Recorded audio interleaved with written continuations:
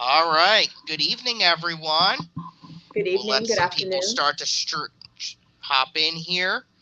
I'll start to say some hellos while we're waiting for everyone to come in. Mhm. I have Tian Aqua. Hello, Robert. Matt's here. Zenny Ginger is here, pulling up a chair. Thank you very much. Paul McCarthy. Good evening, sir.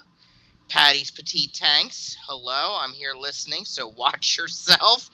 Oh That's no dear. fun. Come on now. Let's see here.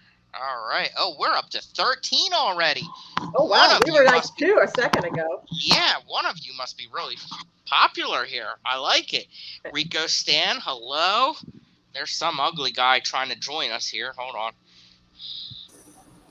Listen And here, you little. there he is. Them's fighting words. There he Yeah, is.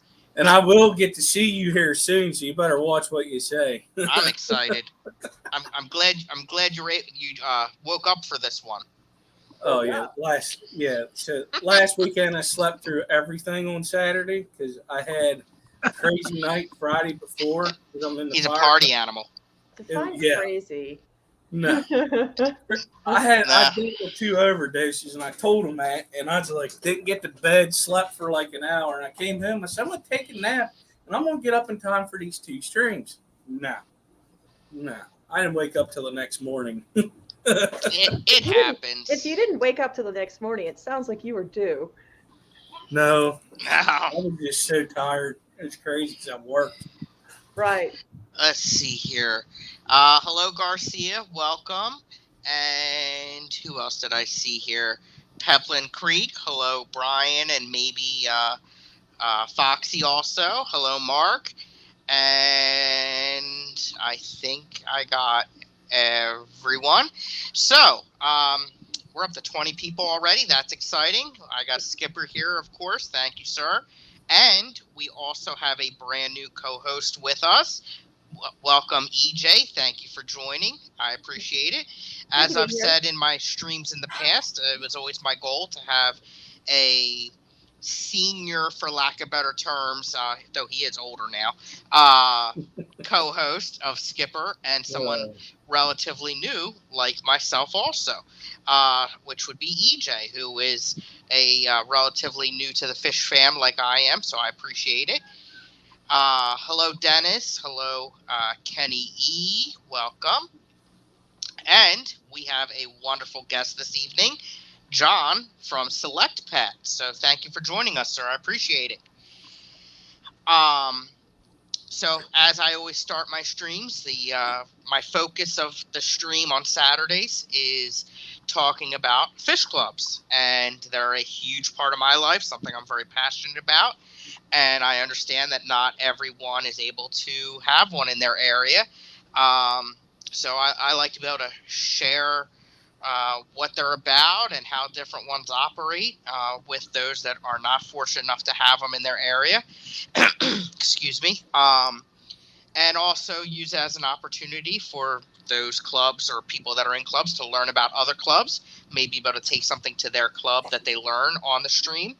Um, and vice versa. So it's a good time. So again, thank you, John, for joining us.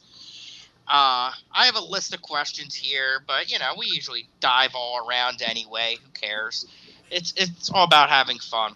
I'm all about the rabbit trails. Yes, for sure, Buddy. she is.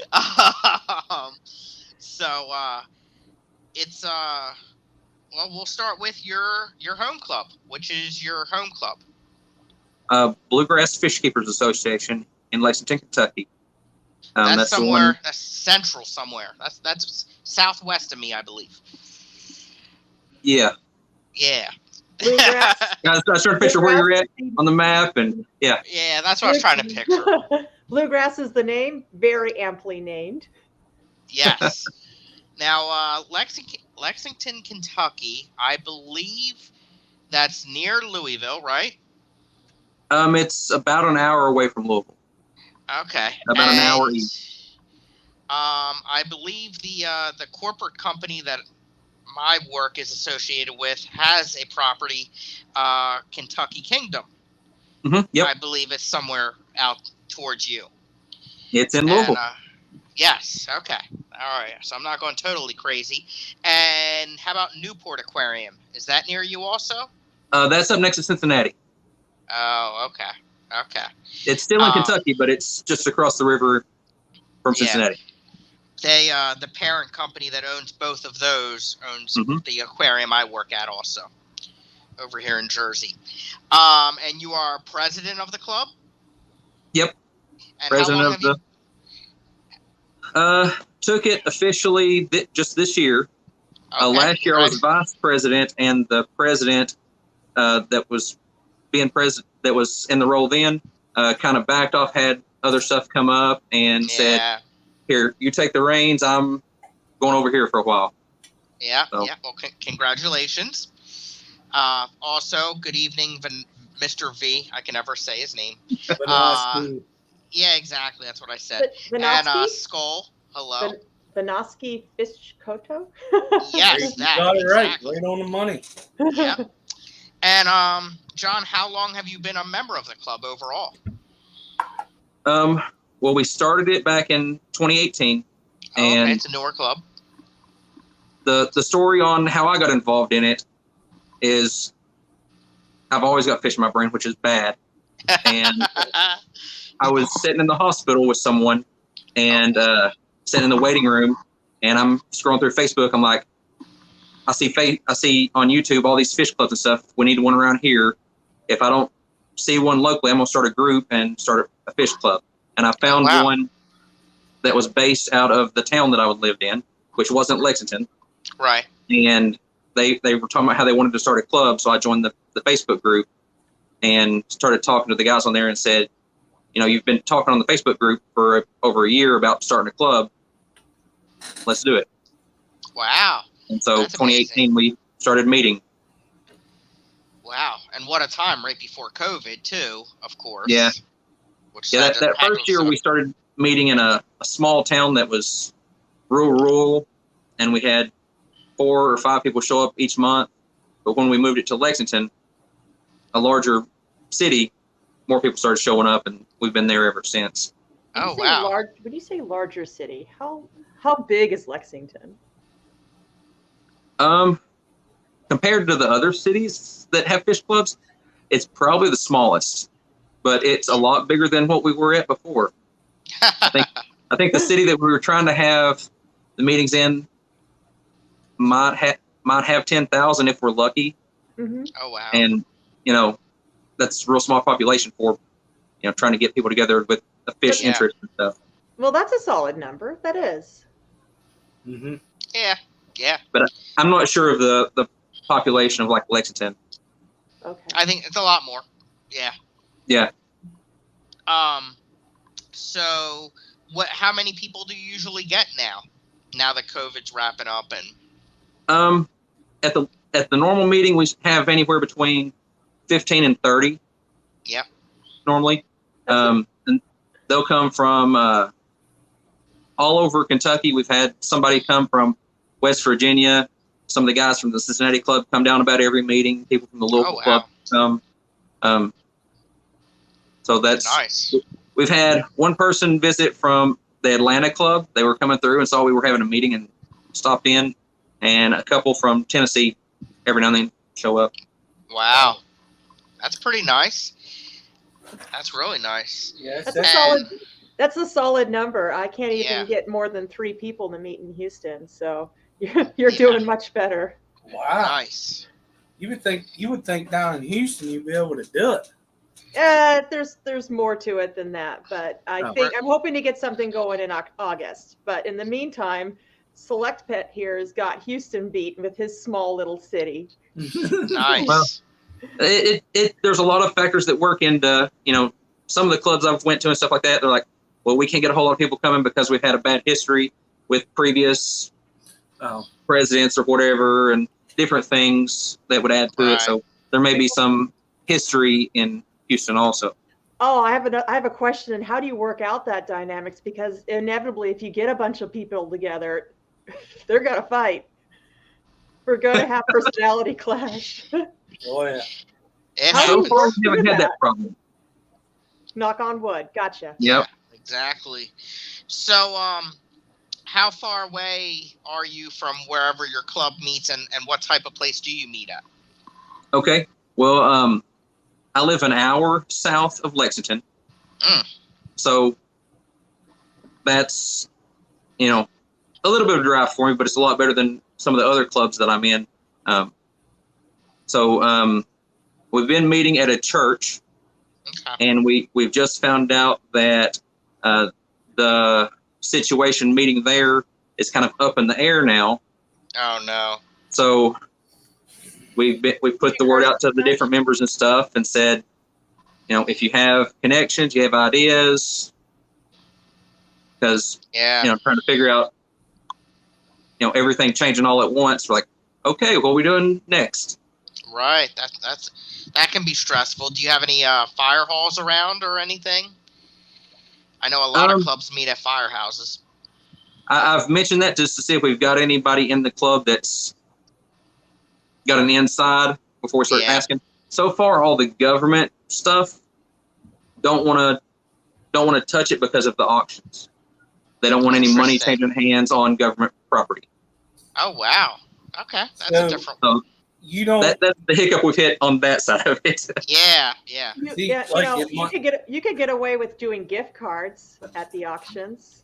So instead of cash, it'd be I'm just saying, there's ways around government. I could tell you, with working with the government, that they are pretty sticklers about that. But if you have a fire hall, like the fire company I'm with, we're volunteers, so we don't care. But if it's owned by the city itself, they have certain rules that they can. And that may be what we need to look at, is try a volunteer one instead of just the cities. Yeah, look for a volunteer firehouse, because what that does is whenever you rent that hall, like a lot of them have ballrooms or whatever, like where they play bingo and stuff like that. They'll rent you the hall. And that money that you are giving them actually goes back to the fire company. It stays in that firehouse, and they use it for like equipment, everyday operation, stuff like that. And for a lot of them, it's a huge. They rely on it, actually. So they beg for people like yourself and clubs and stuff like that to rent their hall. It's a big deal for them. I'm a volunteer firefighter like Skipper, and my firehouse, we don't rely on it as much as others do, but we do need it for sure. So we do that. And then my one club, which is in the next state over, we meet at a fire hall, and they are a tiny Amish fire hall, and they want us for sure to be there. Another idea would be if you have a local VFW or American Legion. They like that kind of stuff coming in, because yet again, that goes right to their building or whatnot. And we talked to a restaurant that was excited to have us. The owner of the restaurant had fish aquariums and stuff like that. They were going to give us the room to meet in, all that kind of stuff. And they said, only catch is, they said, you can sell whatever, do whatever. The only catch is you can't bring any live fish in. Uh-oh. What? Oh, because it's a restaurant. Yeah. Well, apparently the city has zoning for this restaurant can have live fish and aquariums and stuff, but this city over here, or this restaurant in this zone, you can't have anything like that. And they have to be in that zone. You do realize there are such things as emotional support fish, right? Yeah. Yeah, but I'm not kidding. Like, you could do this. I know. It's obviously you can't get away with it, but I've seen people bring animals in. This is not the way it was 5 years ago, where you just absolutely couldn't have something with fur in a kitchen. I've personally brought my bearded dragon to a restaurant, and nobody's blinked twice. Except that they did. At first, they didn't realize that it was living, because she just sort of sits there and looks majestic, and then she moves, and like, whoa. But I mean, I've seen animals. I've seen like dogs, mostly dogs. I think I've even seen the occasional cat and once a rabbit. So Yeah. Real quick, Emotional a couple support fish. hellos I want to do. Hello, Rico, sir. Keeping you in our thoughts. I know you're going through some tough times I saw earlier, so thinking of you. Also, hello, Red Laser and Michelle E. Let's see here. So we covered that. So what was it like? What was your part in starting the club? This is a different question than what I normally get to ask, so I'm excited for this. Okay, well, like I mentioned before, I got on the Oh no, he's frozen. Oh dear. Zen Ginger, by the way, is in Houston as well, and apparently he likes the idea of emotional support. Oh. They're going to start a club. John, you got a bad signal. We can't hear you. They're getting people to get better. No. All right, let me see if I can try something.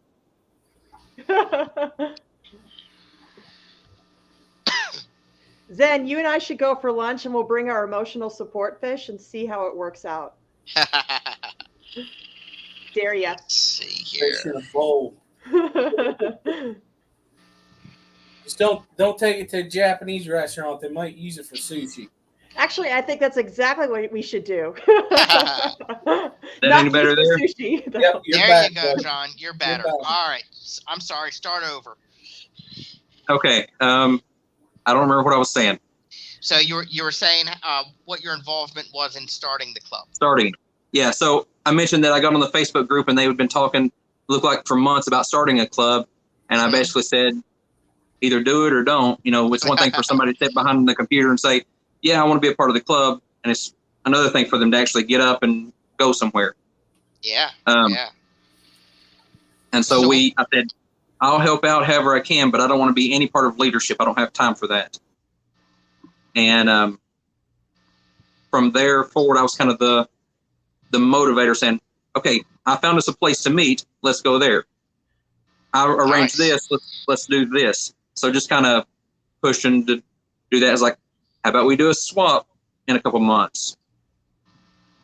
Kind of giving ideas of different stuff like that to do and helping push them forward for ideas and getting stuff done. Nice. So for those that don't get to go to clubs, what are your regular meetings like? Okay. Well, we picked to meet on Saturdays because the other two closest clubs, Louisville and Cincinnati, both meet on Sundays.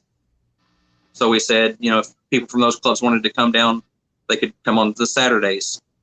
And then also around this area, it's a big Bible Belt area, a lot of church goers, so we didn't want to conflict with the church stuff. Right. But our meetings start off, and I'll give a little talk about upcoming events, announcements, that type of stuff. We usually have a speaker that'll talk about an hour or so, and then we started doing a bowl show this year, and so each month we have a different category, a different type of fish that's for the bowl show. And during the speaker, the two main judges that were selected for that month will go do their judging of the bowl show, and then we'll have a break between the speaker and the auction, that if they need to go look at stuff in the auction or get something to drink or whatever, there's a little break there. And during that time, the rest of the members in attendance can go and they put their vote in a separate ballot box or whatever for the bowl show, that they get to pick their choice of which one's the favorite. Oh, nice. And then we have an auction, and then after the auction, they announce the first, second, third place by the main judges, and then which one out of all of them got the People's Choice Award. Wow, and then that's exciting. That wraps up in a meeting. What is the People's Choice? Oh, you mean like the most popular fish, or?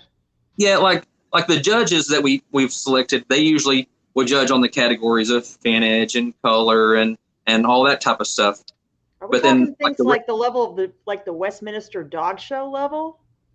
Not hardly that, but I've never heard of this. This is awesome. if they go up and they look at a fish and it's supposed to have long flowing fins and it's got short fins and its scales are nipped at, it's going to get a lower score than if it looks like what it should look like in a textbook. I want to do that so bad. I want to bring my betta fish. It's a lot of fun. Oh man, that would be awesome. My betta fish he prances around the tank like he's a gay supervillain. It is so much fun to watch. I think you would get some points. The people's choice side of it, though, you'll get people that will pick something that doesn't meet any standards. You'll get a fish that's supposed to be a yellow color that's kind of green and blue, and they'll pick that because they think it's pretty. But the judges will have to score it real low because it's not what it's supposed to look like. So it gives an opportunity for, you never know what's going to happen. Okay. It sounds fun. It's a lot of. So you do, I'm sorry, I had to step away because my kids were going nuts. So you do that at your meetings? Yeah, at every meeting.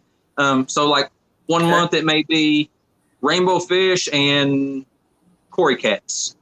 No, that's pretty cool. Have like 2 different categories. So everyone, please do check out SelectPet's channel. Thank you, Skipper, for sharing that. Also, I want to say real quick, let's see, hello, Scuba Steve, and hello, Freshwater Big Word. Let's see here. Fish showing is reasonably common in UK societies. That's pretty cool. Dr. Fresh is here. Oh, boy. Dr. Fresh, hey. Sorry. Let's see here a few times. And okay, so Scuba Steve has seen you at different club meetings. Yep. Verily, sorry to hear that. And all right, I'm caught up. So do you bring in speakers or anything like that at your meetings, or does the fishbowl competition and stuff like that take up all the time? No, we bring in speakers. Each meeting will have a speaker for about an hour. Where we're a younger club still, the finances are still pretty low, so we're bringing in local people. Yeah, hey, you can learn a lot from them too, Oh, absolutely. We had someone in our meetings that come every month or whatever, and he said, "Well, I used to live in Brazil. Can I talk about catching fish when I lived in Brazil?" Like, sure. And he got up there and started talking about how he discovered a new species, had been published in, I think, Tropical Fish Hobbyist and different magazines. I'm like, wow, I had no idea. That's amazing. So, yeah, you learn stuff even from people you think you've known forever. Yeah. And what are your auctions like? Like, average, how many lots do you have? Or what are some of the unique things that you've seen in them? It varies. One month we had like 2 little beta bowls and a couple of plants, and that was it. And then other months, a guy brought basically a truck bed full of killifish. Ooh. I mean, boxes and boxes of killifish. Yeah. Woohoo! And that's like talking dirty to me. Nice. You never know. We've had like almost full size, like I forget what it was, Parachromis something, one of the big cichlids. We had almost a full size one of those show up. We've had angelfish that are, I'm not really know a whole lot about angelfish, but they were going for like $50 a piece in the auction, and people were saying it was a good deal. So yeah, wow. Wait, $50 angelfish? I have not heard of this. I've heard of $50 plus Bursinose plecos. Yeah. It was some special lines or whatever of angelfish that the guy was breeding out of somebody that he got from New York, and I don't know. Hey, you had it. That's really cool. People now are going to show up to your meetings because you have a $50 angelfish up there. Yeah, you never know. I mean, we've had fish go for $1, and then we've had like plecos go for $30, $40. The angelfish go for $50. You never know. Do you announce them prior, or like what's going to be up for auction prior, or is it just what you see is what you get? You got to show up to know. Pretty much. I mean, sometimes some of the people will get on the Facebook group and say, "I'm looking at bringing shell dwellers to the auction," and sometimes they do, and sometimes they don't after they've said it.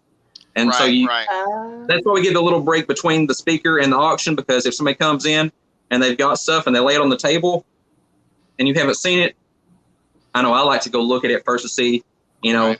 they hold a bag of fish up and they say, we've got 2 firemouth here. Are they full-size firemouth? Are they itty-bitty? Are they really convicts got labeled as firemouths? Real quick, I want to mention Skipper put down EJ's channel. Check that out, please, and subscribe. I only have 9 videos, but I'm putting up more. There you go. Exactly. Jimmy P, hello, kind sir. Fantastic Freaks, hello, sir. Thank you for joining us. So, excuse me. So you do your regular meetings, and what other special events do you do? Oh, I'm so sorry. Could I ask a real quick question? Please do. I'm sorry. It's related to the auction. Do people show up and have mislabeled fish or plants? Does that happen? Yes. Yes. And sometimes they show up and have no labels on it. When you hold it up, say, whose fish is this? Nobody says it's theirs. Part of the donation to the club. Yes. It looks like it's whatever.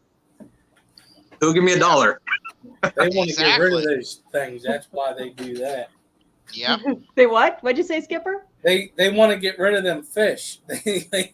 It's something that they have a hard time getting rid of, and they just want to get rid of it. But they can't. But they don't want to claim it. Is this like the fish walk of shame or the fish swim of shame or something?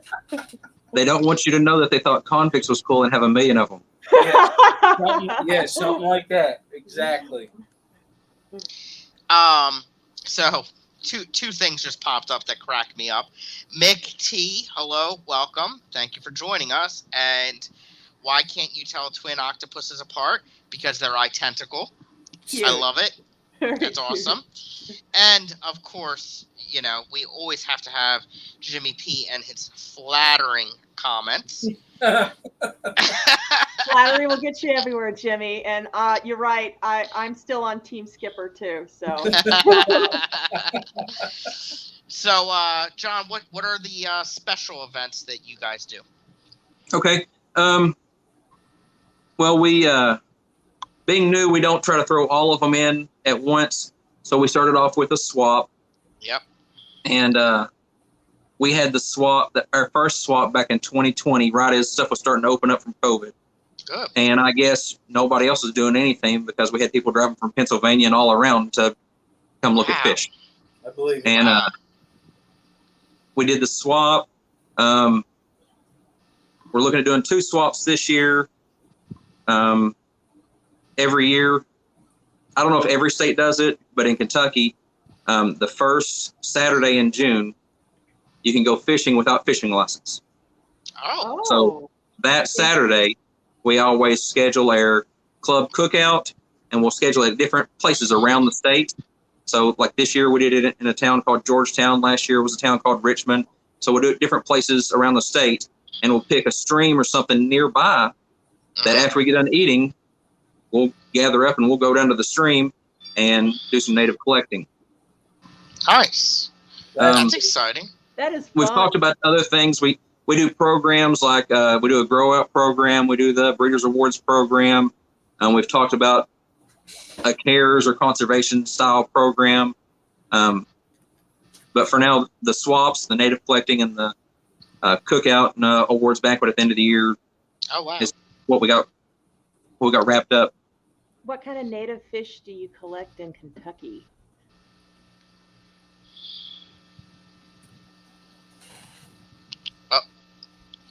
Did you hear her, John? No, I'm sorry, I didn't. Oh, go ahead. What kind of native fish do you collect in Kentucky? I'm not as familiar with the natives, but this year there was people that was excited about sculpins. They look like little blennies or something to me. There's different darters and shiners, but I'm not as familiar with those. I just call them all minnows. Yeah. Essentially, they are all minnows. Right, exactly. What would you say is your favorite memory so far of the club? Oh. I don't know. I just have a good time with all of it. Yeah, exactly. What are your goals for the club? Like anything you want to see get done or start or anything like that? My goals for it is just to bring more people to it and bring more awareness to the aquarium clubs and stuff like that. And that's part of why I've joined so many and encourage people to start them. So, I mean, if we can bring stuff to the area and, maybe one day get more membership and have an event not as nice and big as the Keystone Clash, but, a mini Keystone Clash or something. Yeah. Just something to get people out and see fish and stuff. Because right now, pet stores are kind of dwindling down more that, people won't see full-size cichlids or know the difference between different types of plecos. Right. Alishon, who is a member of one of my clubs, a very knowledgeable person, but of course brings up a wonderful point. Have you reached out to Rusty Wessel? He's down your area to talk at your club. I haven't yet. I've been meaning to when we talk and stuff like that, but we always start talking about something else. I'm a member of the Louisville Club also, which is Rusty's home club. And so we'll talk about different stuff. And I'll think, well, I need to go ask him about talking at our club. And we'll start talking about the Triple Crown or his trees in his backyard or something. And can you imagine being at a club meeting and the person sitting next to you is Rusty Wessel? I mean, that's just amazing. You're fortunate to have him, so close. Such a amazing person. I think I had like a whole little fanboy thing whenever the first meeting I was at, he was at. He sat kind of beside me and handed me the sign-in sheet. I'm like, wait a minute, that's Rusty Wessel. Exactly. I can imagine.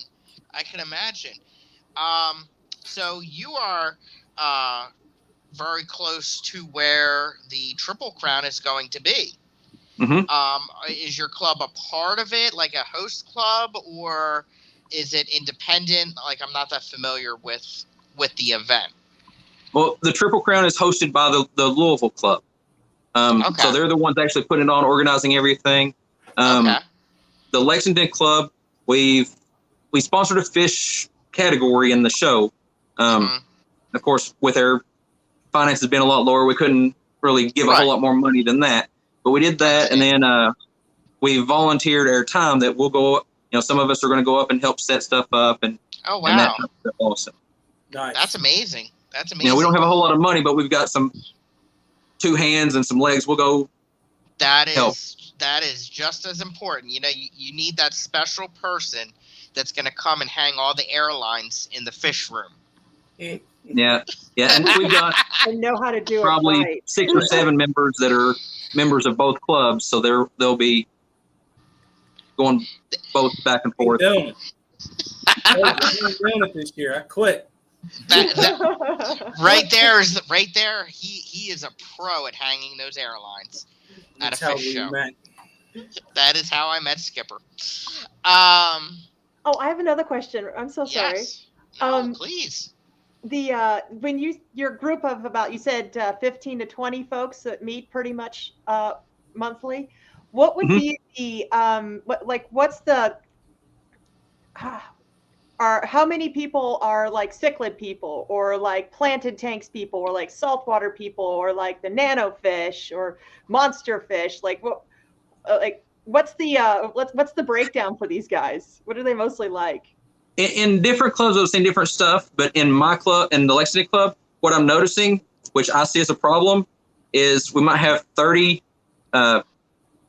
people in the meeting, and they will each have a different focus. So they each like something different.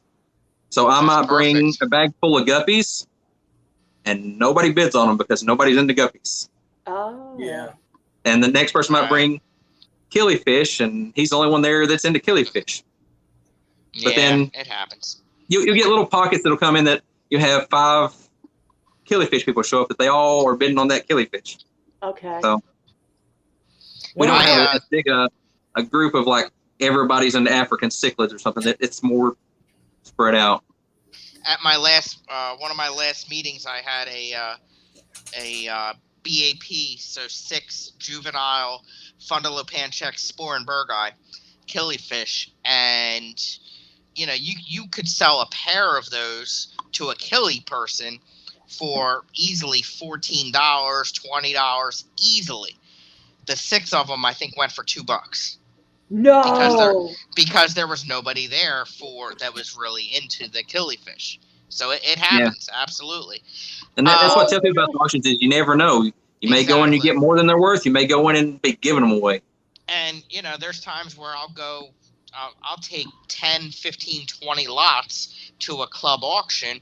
And if I make $20 after the club's portion, I'm happy half the time. And that's what I'm expecting. There's another time where I'll take not so hot stuff of maybe just 5 things, 5 lots, not something special, and I'll leave with $60. You never know. It can be surprising. Sometimes it's a pleasant surprise, though. It does sound like fun. It's almost like going out and gambling in Louisiana and then driving back home with either your winnings or your losing, or you're just a shirt on your back. But and bidding is fun too. Yeah. I've been on stuff that I don't like, that I don't want, just because the person beside me has been with everything they got. I'm like, oh yeah, you're gonna give 15, I'll give 20. Yep, exactly. Just have fun. Yeah, you have those polls where they just purposefully jack the price just to mess with you. Well, the person being my buddy and stuff, and you're not gonna get them, I'm gonna get them. Yeah, just to have fun with them. There is a question that I have before I forget. You said you started back in 2018. That was 2 years. Was it 2 years before the pandemic, right? Yeah. Yeah. Mm-hmm. Yeah. 2020 was the year we all want to forget. Yeah, I know, right? So the question I have for you is how did you do your meetings during COVID? How did you keep the club afloat during COVID? Because you were only 2 years old whenever this happened. So how did you keep it going so that people would want to stay in it?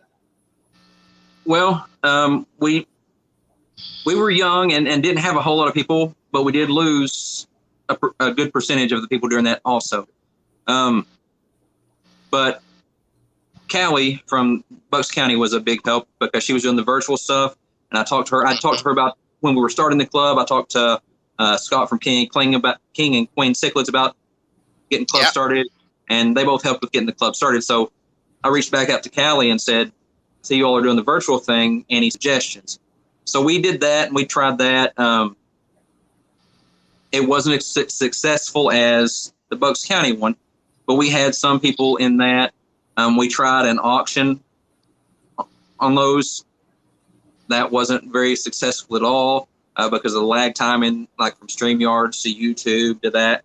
And then we've got people bidding 4 hours away without them ever thinking how they're going to get the fish. Yeah. So we did that twice and said, okay, we're not going to do that anymore. Yeah. But we did the online meetings, a whole lot of interaction on the Facebook group, having little contests on there. And it's amazing that you bring up Callie. She was on the stream 2 weeks ago. Mm-hmm. So the last 3 streams were actually about Bucks County. I had Susie Q of Q Aquatics as a member of the club. I had Callie as the president of the club. And last week, I had Rico as a virtual member of the club. And Alishon here is a huge part of the Bucks County Club. And I'm a little part of the club. But very active. Yeah, Bucks County's a great club. Shut up, Skipper. It's 10 or 11 hour drive for me to get there. So I probably won't ever make it to a meeting. Yeah. But the virtual stuff, being on the Facebook group, I was doing that as much as I was going to the meetings in person to the clubs around here. So a couple months back, I'm like, can I join online and just show my support that way? So Callie told me how to do that, and I signed up maybe a month or 2 ago. Nice. Glad to have you. That's beautiful. Okay, I have a question that we asked back like before the stream started, but why do right. why do you have, like, what kind of, and I don't mean to be rude, but what is the value of joining so many or being a part of so many fish clubs for and you? along with that, I'm going to tag on to her question. What are the other clubs that you're a part of? And tell us about them. Okay, so the Bluegrass Fish Keepers Association, the one in Lexington, that's the one that I helped start and the president of. So that was the closest to me. So I can make it to the most meetings there and the most stuff with that one. And the next closest one is the Louisville Club, the Louisville Tropical Fish Fanciers. So that one is 2 hours away from me. And so I can make it to some of those meetings. They meet on Sunday nights. Monday morning, I have to get up to go to work at 3. So it makes it a little tough to make it to those every time. So I'm in that one. The Cincinnati Club is more around like 3 hours for me. They're on Sunday nights also. I'm in that one. Indianapolis Club, I think Circle City Aquarium Club or something like that. They meet on Thursday nights. They're about 4 hours from me, so I can't make it to their meetings and make it back with time to go to work and all that kind of stuff. But I get to go up there to their auctions and swaps and stuff they have on the weekends. I get their newsletters, that type of stuff. And then Bucks County, I'm virtual on that one. And then I was in some Facebook groups with Knoxville because I'm an hour from Tennessee. And some of the guys on there was like, I wish we had a fish club, this and that. I said, start one. I'll give advice and help and all that kind of stuff. So I joined that one. They started up this year. That's the East Tennessee Aquatic Association. So is that the one Chattanooga Ed is a part of? Chattanooga's there. Chattanooga Ed's there. Yeah. Sean Peck's pretty active in it. I'm not sure if there's another guy, Mitch. He's got a YouTube channel. Scruffy City Aquatics. I'm not sure if he's the treasurer or what. He's one of the officers. They're doing really good down there too. But why be a part of so many different ones? I work some weekends.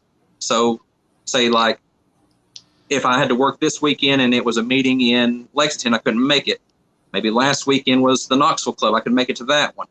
Or maybe I'm off and I can make it to the Cincinnati one next weekend. So the options there. And also my Lexington Club can't afford to bring in a big name from Seattle or something like some further away to be able to pay for them to come in and all that kind of stuff. Right. But the Cincinnati Club may have somebody that I've really been wanting to hear talk, or the Louisville Club or something like that I can go see, whoever. And plus, I like showing support for the different clubs because I know, having started one and running one, sometimes you're looking for the next $5 to be able to afford to do something for the club. Yeah. I'll join the club and give what I can to help all of them. Yeah, that's amazing. Oh crap! What was I about to say? So, since you don't have to really travel to go to the Triple Crown, does that mean you're coming to the Keystone Clash? I wish I could. Oh. I only get so many vacation days from work, and yeah. I had to pick either the Keystone Clash or the Triple Crown. And I said, well, Triple Crown's right here. It's not going to be a Triple Crown next year, but I'm putting the Keystone Clash in as for my vacation days for next year. There we go. All right. I'll secretively send you the dates when I claim to know them. Yes. Yes. As soon as you know. You gotta watch out, John. Scotty's gonna. We do our vacation day picks before the beginning of the year, and okay. I found out whenever the Triple Crown was, and that was my first dates I got to pick. I'm like, okay, I'm taking that week off work for that. You'll know before the beginning of next year. Yes, you'll probably know in September. Oh, that's awesome. Yeah, it's on my schedule for next year. That's one of my top priorities as far as fish events is going to the Clash. Yeah, it's and I'm in the same boat. obviously not just because it's so close to me, but since I'm chairperson of the event, I kind of have to go to it, of course. Shocker. But I had to take off work also, for the Clash, and there's no way I could take off enough time to go to Triple Crown, and financially be able to do it also, just because of travel expenses. So I get it. I get it 100%. Travel is awful. It's a mess. Scott, Alishan has a comment. It's her second last one for John. There we go. So, SelectPet, you can buddy up with another local club and share the speaker. Of course, the speaker would have to speak within a day or two of your club. Excuse me. And that's something that we do a lot around here also. Different speakers will make a week out of it, or even just 2 or 3 days, and do a whole loop right there. Yeah, we've mentioned that we've talked back and forth with the Louisville Club about that idea, and so it's out there that we're thinking about it, but we haven't worked out any details or anything. Yeah, and it can help significantly lower the cost too of bringing speakers in. So and definitely would recommend that. You never know, down the road we may do some joint event or something that Cincinnati Club, Louisville Club, Lexington Club all go in to do something. I mean, that'd be cool too. And that's how the Keystone Clash is. It's the Cichlid Club of York and the Aquarium Club of Lancaster County are the two host clubs of the event, and all of the proceeds from it, after we cover our expenses, gets split up evenly amongst the two clubs, and it is by far the largest fundraiser for both clubs. That's awesome. And helps significantly. So definitely something I would recommend looking into, especially since you have within 2 hours so many clubs right there. That could be having that many clubs. If they were to get together, it would help a lot. Not only be a good fundraiser for all of them, but the manpower would help significantly also. So yeah, great. All right, so we are almost out of time. This freaking flew by. I can't believe it. So Skipper, EJ, do you guys have anything that you want to ask? Anything that I missed or didn't cover? We're allowed to talk now? Oh, I've been talking this whole time. I don't know what's your problem, Skipper. Since when are you bashful? Actually, give me a second. I want to grab something for Zen Ginger, so talk amongst yourselves. All right. Well, that was one of the questions I had since you were. Okay, my other question, being president of the club, what are some of the, I don't want to say complications, one of the complicated things to do as a president? Like what is the hard part of being a president in a club? Like, what is a challenge that you have to do? I'm sure for each president, it's a little different. We haven't set up any committees in my club yet.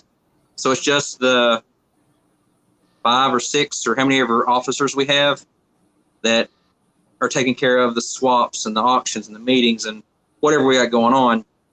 And I'm the one, I'm the worrywart. I'm always like, well, what about this? Did we get this took care of? What about this? Did we do that? What could go wrong with all this? So that's probably the complicated thing with me of doing all this. And if we had set the committees up already, I could probably say, okay, you're handling the swap. I'm not even worrying about that. But that's really the hardest part for me is, worrying about all the little details. Like we had a swap back in May, and we'd been planning it for 6 months, and we get a call the Saturday before it's supposed to happen, is on the next Saturday, and they said, we got some complications. The venue has double booked us. And we are the second one that signed up for it, so we now don't have a place to have the swap. And so it was like, okay, what do we do? But we pulled together and rearranged to have it outside in their parking lot over to the side. Worked to rent some tables and put all that up, and was able to have it at the same address because we told people all over the address, paid for advertising for it. It's going to be at this place, but we had it outside. We had a pretty good turnout. I mean, probably not as good as we would have inside because it was a warm day in May. Wow. All right. Go ahead, EJ. I'm sure you got more. Oh, I to be honest with you, it's a lot I've already digested a lot of this. I don't even have a point of reference. I'm just excited that we've got that fish auction that shows up and we don't know what's in it, kind of total chaos. That sounds like it's a lot of fun. And it is a lot of fun. Yeah. Mm-hmm. And I'm thrilled that John, that you're so dedicated to be able to do all of this. Yeah. It's a lot of work. I know. Yeah. Yes, I can imagine. I haven't even gotten started in that. I did see in the chat that Zen Ginger was discussing potentially trying CO2 with a beta tank. Yes. Beta. And I'd love to know what this is. Hold on. Let me make you big. Wrong one. There we go. Yeah. All right. So I picked this up at 360 Aquatics like a few months ago because it was like a total deal, but it's not quite a CO2 system, but it's from China, obviously. But apparently it's like a average 50-day lasting CO2. I don't know what it is, but I'll never use it. So if she wants it and wants to play with it, she can have it. So hold it up again so that and especially since Stephen P is here and he is a king at that. What's it say under CO2?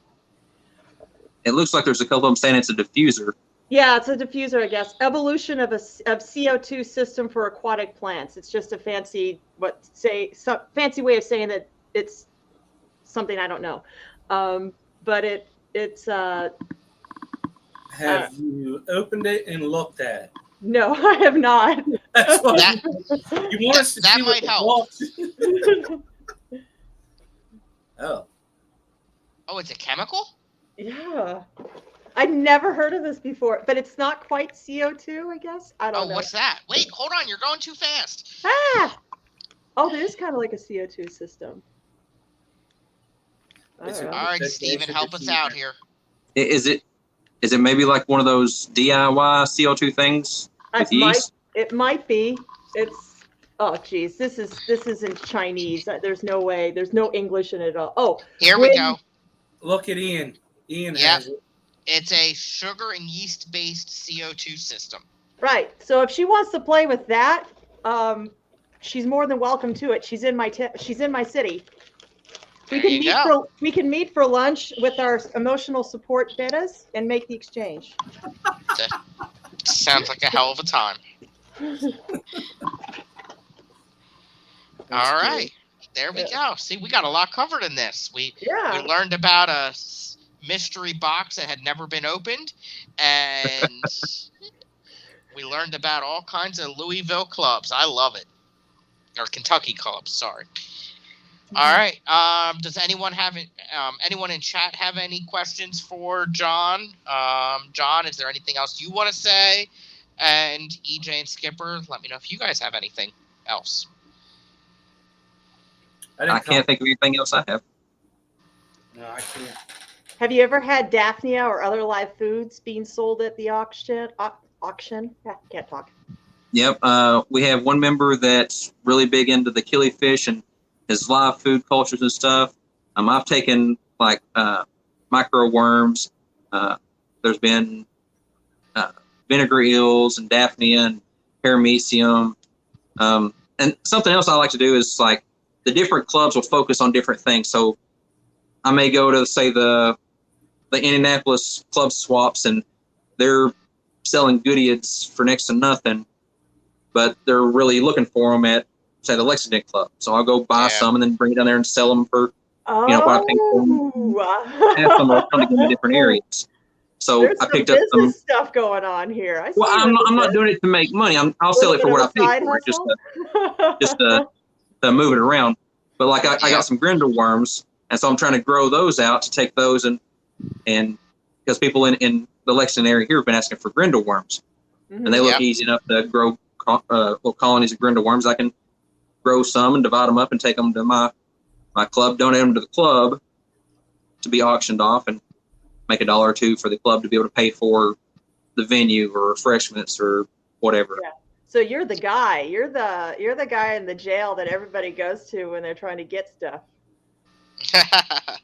Where I travel to the different states and the different clubs and stuff, if somebody's looking for whatever, I'll watch for it.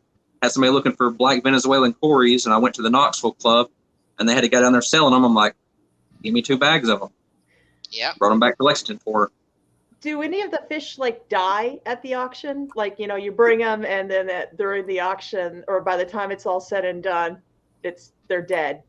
I don't know. That sounds dark, but I mean, it's a dumb question, but you know. Yeah, I haven't had any personally that did that. I had some coming from a swap where I got some that they weren't packaged very well, and I had a long drive. I stopped on the way to eat or whatever, and went on and had some shrimp that didn't make it. But like when I go to swaps, I'll bag the fish up, say at 6 p.m. the day before. Mm-hmm. They'll be in the bags all night, all the next day at the swap, and I'll probably, anything that doesn't sell, have it back in the tanks before midnight and everything does fine. Okay. Nice. All right. Well, this has been an amazing time. I thank you all very much. I thank everyone in the chat for being here. We still have 28 people here. That's amazing. Thank you, everyone. Real quick, before we do end, on July 2nd, we are going to have Grant and maybe even Shelby from the Garden of Eder, the Shrimp Keepers. The shrimp keepers that sent their shrimp into space. Yes, exactly. Absolutely amazing. They're from Florida. Actually, right now, I think they're actually in Pennsylvania, talking at a club or two. So that's exciting. They're going to be here on July 2nd. And on July 16th, one of the nuttiest people that I know, Eric Wyrock, will be here with us also. Oh, that's my birthday. There you go. So if you're not here, I understand. But I hope you are here. So Eric will be here. I understand. I understand. Yeah, Eric will be on, and Lord knows what he'll be wearing. He might have crab hands and Rico pants. You never know. Or a dress. Maybe he's wearing a dress like he was. Men in dresses are not a big thing these days. I look outside and there's like 6 of them. Especially when they're singing "Happy Birthday" to Stephen P. So, yes. So I am still working on someone for that week in between. So we'll see who I can drum up for it. Let me make sure I'm not missing anything in chat. Let's see here. Here's an important one. Make sure you check out Rico next. Is he going at 8 o'clock, Skipper? Yep. Okay. Now, is he still going, though? Because... Yep. Okay. Awesome. Will Eric be wearing his dress? Exactly. The important questions. And Zen has a question for you, EJ. Yeah, I just put it in chat. I live 4 blocks from Memorial Park, Zen. We are practically neighbors. There you go. Hey, look, we might start a fish fam. Actually, what I really want to know is Zen Ginger, is she a real person or is she a mod bot for like everybody's channel? She is a real person. We will find out. Yeah, exactly. All right, everyone. It's time for Rico. So, always a good time. Thank you, everyone, again. I do appreciate it. I got to hit the end button. Yeah, he's waiting for you to stop so he can start. So